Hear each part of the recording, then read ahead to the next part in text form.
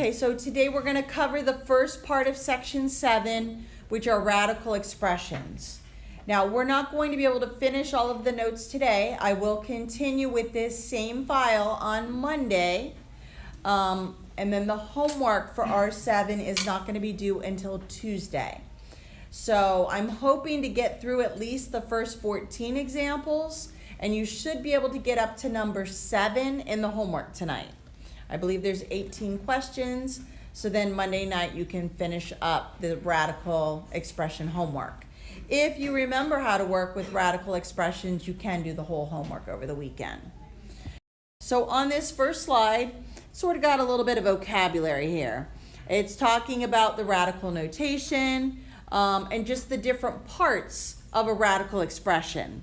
So this little symbol here that we're talking about right here, this is called the radical sign. And the number that's underneath that radical sign is called the radicand. And then the little number that's right here, and when it's a square root, it usually will not have a 2. But if it were a cubed root, it would have a 3. That little number is called the index. So if you ever see a problem where they're, referencing the radicand, that's the number under the radical sign. If they're talking about the index, that's the little number next to the radical sign. Yesterday we saw that if we wanted to write our radical and we wanted to write it with a rational exponent, you would see the square root of 25 could also be written as 25 to the 1/2 power. So this is just a little, background on this. So get right into the examples. I'm actually going to show you how to do and break down this 28 into simplest radical form 2 ways. Because some of you are going to be really good at finding the 2 numbers that are going to be multiples or factors of 28 and be able to find the perfect square. Others are going to have to do the entire factor tree and break it down until it's prime. So if you're really good with your times tables and you already know the perfect squares, try to find the factors that have at least one of the numbers that's a perfect square. So when you go to check your answers, the solutions I'm going to post are not going to have the whole factor tree. It's only going to have the factor that's the greatest prime factor or the greatest perfect square factor. So for example, for 28, I know that I can multiply and get a 28 with 4 times 7. Notice of my 2 factors that I've just written, 4 is a perfect square. So, and that is going to be the greatest perfect square that's inside the 28. So once I can find the greatest perfect square that's in there, I can just break it apart that way, square root the 4, and then there are no perfect squares left in 7, so I leave it under the radical symbol. So the final answer here is 2 radical 7. Now the other way is to do the whole tree. Let's say you didn't think of 4 times 7.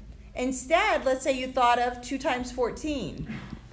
Notice if you chose those 2 numbers to multiply to get a 28, these are not perfect squares. So in this particular case, you would have to keep breaking it down until you had the prime factorization of this number. So you would break the 2 down, break the 14 down, and then now that you have the prime factors, these are all under a radical still. And then what you're going to do is look for pairs. Everything that you can make a pair of becomes a perfect square. So notice I have a pair of 2's here. Remember that 2 times 2 is 4, and the square root of 4 is 2. So as soon as you can make a pair of something, that will come out of the radical because it's a perfect square, and anything that's left behind that does not pair up stays under the radical. So if you don't immediately find a factor that has the largest perfect square as the factor, then you do the whole tree. And then you can see you still get the same answer. Yes? So if there's a pair of 2 numbers, you just take 1 out? You take 1 out, And then if there's more than one pair, you take one of each pair. And we're going to see this in another example. But you take one of the pair out, and that's what comes out of the radical. Because essentially what this was is 2 times 2 times 7. 2 times 2 is 4. And then we're right back to what I started with at the top. Square root of 4 is 2, and then a 7. So when you make a pair, that's a perfect square, and pull one out. All right, so the next one. Can someone give me two numbers that will multiply to give me 48? 8 and 6? Okay, let's do that. All right, now, notice neither of these numbers are perfect squares.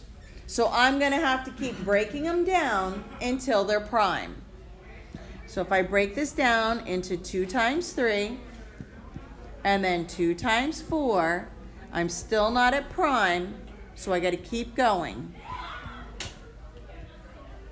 So now I have all of my prime factors, and if you were to take these and multiply 2 times 3 times 2 times 2 times 2, it should give you 48. If it doesn't, you've made a mistake somewhere. All right, so now I'm going to look for pairs. I got a pair of 2s and another pair of 2s. So because I made 2 pairs, 2 2s are coming out. Nothing to pair with the 3. Stays underneath. All the pairs that you pull out, you're going to multiply. So then this is going to give me 4 square root 3. Now, if you would have realized that 48 could also be multiplied, or the factors could be 16 times 3, and if you realize 16 was a perfect square, square root it and leave the 3 behind. So if you're good at finding a factor that's the largest perfect square in the number, just do that. This is how I'm going to write my examples. I'm not going to do the tree. Yes? What about with 12 and 4? Okay, let's do that. Now, it doesn't matter what you start with. So let's say we started with 4 times 12. Watch what will happen. 4 turns into 2 times 2. The 12, I can either make it 3 times 4 or 2 times 6. And then the 2 and the 2 and the 2. And then this brings down. Again, I'm going to look for pairs. Pair of 2s, pair of 2s. 1, 2 comes out of that pair. 1, 2 comes out of that pair. And the 3 stays behind. And I still get the same answer. So it doesn't matter what you start with in your tree. It's still going to break down to exactly the same answer. So for number 3, notice I have the same number under the radical that I did in number 2. So I've already seen how to break down 48. The only difference now is I've got a 2 initially starting outside. So here, the 2 will be outside. I'm going to break down the 48 into 4 radical 3. Everything that came out of that 48, if there's something already outside, you just multiply it with it. So then this final answer will be 8 square root 3. Can someone come up with two numbers, Ceci, that give me 45? 9 and 5. 9 and 5. So here, if I realize that I can break this into 9 and 5, and if you recognize that 9 is a perfect square, square root it right now. And then the 6 is outside, and now I'm going to multiply everything that's outside, and I get 18 radical 5. Now, let's say you didn't realize that 9 was a perfect square, and you kept going. You would have ended up with a pair of 3s, and then the pair of 3s just turned into the 1 3. So the answer here is 18 radical 5. For number 5, can someone come up with two numbers that will multiply to give me 75? Michael. Oh, sorry. I did it to 45 by accident. I have to redo it. Okay. 15 and 5. 15 and 5. All right? So I'm going to do 75. 5 and 15 are not perfect squares, so I have to break them down. So this becomes 5, and then 3 and 5, and then there's a pair of 5s. So this turns into 5 radical 3. Now, if you would have realized, when I see 75, 25, any of the 5s, I'm thinking money. I'm thinking about quarters. So I know that I could also do 25 times 3. So on this one, remember you still had the 14 out front. So over here, after you broke down the 75, we need to multiply the 5 by the 14. Okay, and we're going to get 70 radical 3. Now over here, I'm going to square root the 25. I still had the 14 initially that was outside, and then the 3. And then 14 times 5 again is 70 radical 3. So again, it doesn't matter what you start with, but again, if you can find the perfect square factor, it makes it a lot easier. But going through the whole tree always works. What are two numbers that are multiplied to give me 125? 5 and 25. Okay, so this one I can just write it as 10, and then I'm going to do 25 times 5. 25 is a perfect square. The 10 was outside, and then 50 radical 5. Now again, if you want to do the whole tree, 25 and 5, and then do a 5, and a 5. And this is what you asked about, Greer. If there's 3, you're still only making 2 in each pair. So the one pair that you made comes out, but this guy that's all by himself has to stay underneath. So either way, you get the same answer, and you still had to multiply it by the 10 that was outside. If you see like a perfect cube, you just do that, right? You put the number on the outside and you put 1 inside the radical. Numbers that will multiply to give me 600. 100. Beautiful. Okay, so I can do 5, and let's do it in a different color. So 5, and then I'll do 100 times 6. And again, there's no more perfect squares in the 6, so I'm just going to square root the 100, times it by the 5 that's already out there, and get 50 radical 6. Now, let's say, like my other class, they decided they didn't realize 100 times 6. They started with 2 times 300. So in that case, you had to keep breaking it down. And then they didn't even want to do 3 times 100. They wanted to do 2 times 150. And then we're going to keep breaking. So it doesn't matter. We're still going to get the same answer either way, as long as we keep breaking until it's prime. And there I could have even done 5 and 10. Everybody may end up having a different beginning of the prime factors, but then at the end you should have the same amount. Now, if you're doing the whole factor tree, let me show you what happens on this one. So I've got a pair of 2s, I got a pair of 5s, but notice my 3 and 2 don't have a pair. So just like before, when you pull out one of the 2s and one of the 5s outside, anything that doesn't pair back up gets multiplied together underneath. So again, this would be 10 radical 6.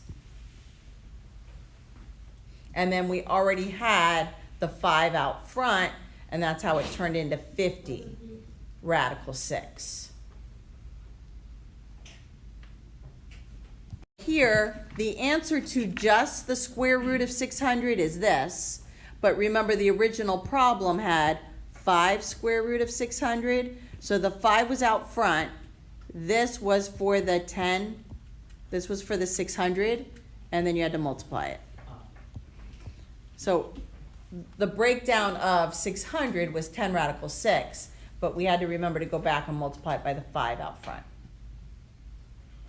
When you multiply radicals, or something that has a radical and something outside, you can only multiply outside numbers by outside, and inside by inside. So on this one, I'm going to multiply the 5 and the 2 and get 10. But notice on the inside, notice I have a pair of 3's.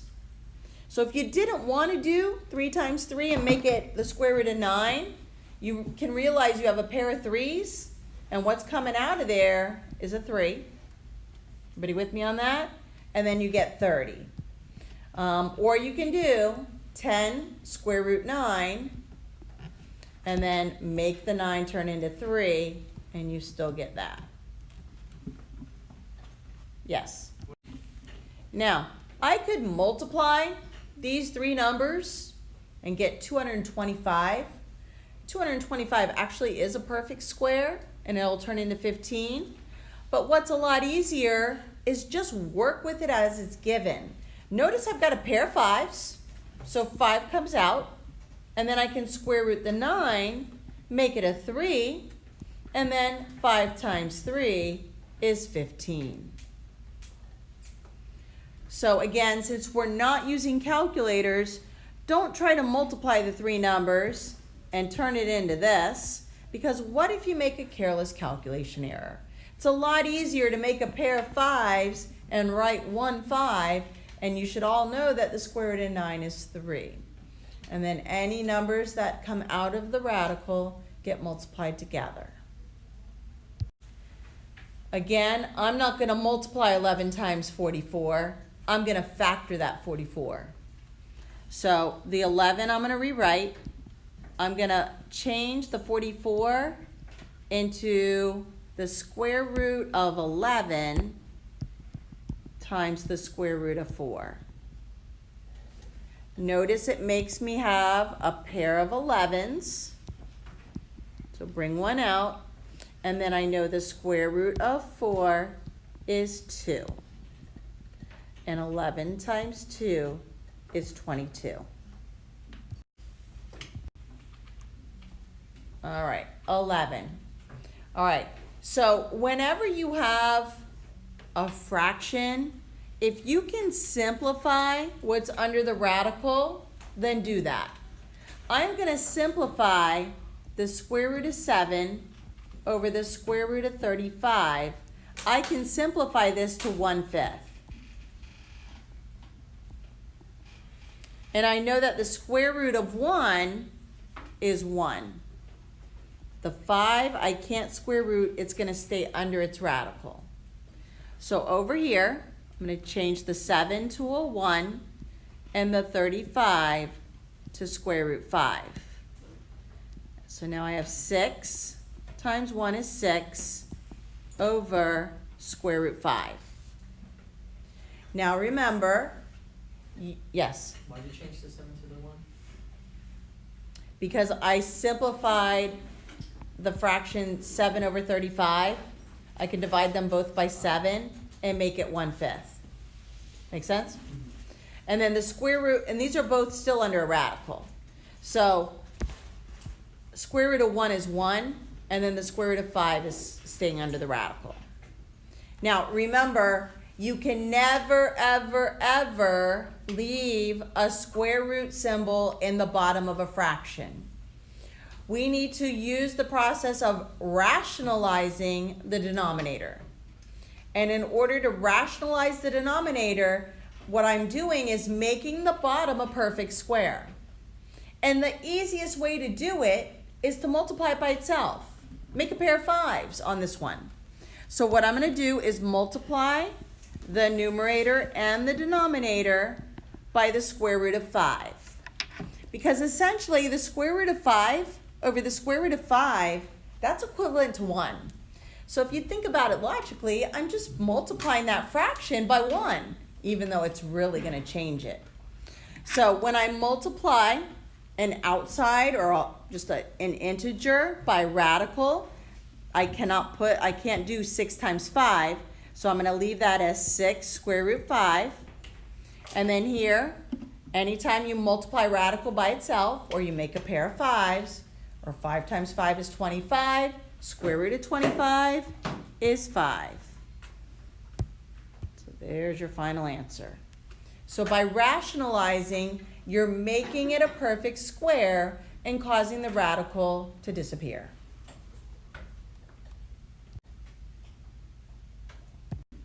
Oops. Again, I've got a fraction. Now, I could reduce 48 over 39. I can divide them both by 3. But I'm going to just factor it and show you what will cancel. So here, I'm going to break the 48 into 16 times square root 3. And I'm going to break the 39 into 13 times 3. Notice I have square root 3 over square root 3. I can simplify that and make them become 1s or cancel out. Notice also the square root of 16 is a perfect square, and that will become 4. So now I'm going to multiply what remains. So 5 times 4 times 1 gives me 20 in the numerator over the square root of 13. Again, I cannot leave that radical sign in the denominator.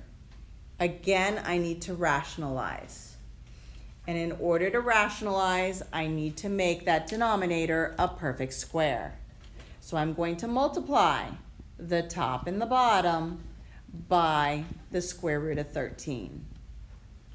Again, the first fraction in red, that 20 is outside and the 13 is inside a radical. So I'm just going to put them side by side to multiply them. And again, I have a pair of 13s, so the 13 comes out.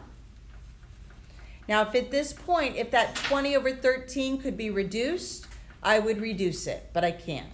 So that's my final answer. The next one is a multiplication problem. I am trying to multiply the square root of 5 times the square root of 5 minus 2. So what I'm going to do here is apply the distributive property. I'm going to distribute the square root of 5 to the square root of 5, which will give me the square root of 25, which will simplify to 5. I'm then going to distribute the square root of 5 to the negative 2. Again, the 2 is not under the radical, so I'm just going to write them side by side like they're being multiplied. Now, in order to add and subtract numbers that have radical symbols, both of the numbers have to have the same radical. So because the red 5 does not have a square root of 5 with it, this is my simplified answer. Think of radicals like variables. They have to be like terms. I can't do 5 minus 2 because the 5 does not, that red 5 doesn't have a radical 5. So that's as simplified as that one gets. And the last example of the day that we'll do today is number 14. And then I'll finish up the rest of the examples on Monday. So for number 14, I am going to break down the 8 and the 27. Because I'm not going to try and multiply 2 and 8 and 27 and get a huge number and then have to re-break it down. So I'm going to leave the first number the same, so the 3 radical 2. I can't pull anything out of that 2. But the middle one, I can factor the 8 and make it 4 times 2. I can also factor the 27 and make it 9 times 3. Now what I'm going to do, the first one is still the same. I'm going to square root the 4, and then now in this fraction, in this term, I'm going to do negative 2 times the square root of 4, which is 2. So negative 4 square root 2. I multiplied those two numbers. I'm going to also square root the 9 and make it 3. So then here will become 9 radical 3. And now I'm going to start multiplying all my stuff together. So I'm going to take all my outside numbers, put them all outside, and then I'm going to have all my inside numbers that are under the radical. Notice I got a pair of 2's here. I can also pull that one out. So now what I'm going to end up multiplying together are the 3, the -4, the 9, the pair of 2's I just pulled out, and then all by itself in the radical is the 3. So now I'm going to multiply 3 times -4 times 9 times 2, giving me a grand total of -216 square root 3. Now, you can go about simplifying things differently. If you wanted to multiply these 3 numbers first and then go back and pull the 2, whatever's going to work best for you. But you should be able to break it down so that it gives you -216 square root of 3. Yes? So whenever multiplying like terms, they get out of the square root?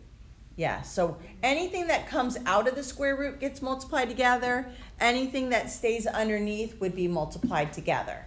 Now, I could have multiplied at this step and gotten 12, but then I would have had to break the 12 down again. So it's better if I see some pairs, I'm going to pull them out. Make sense? All right, so that is the first half of R7. Again, you have the 18 problems for homework.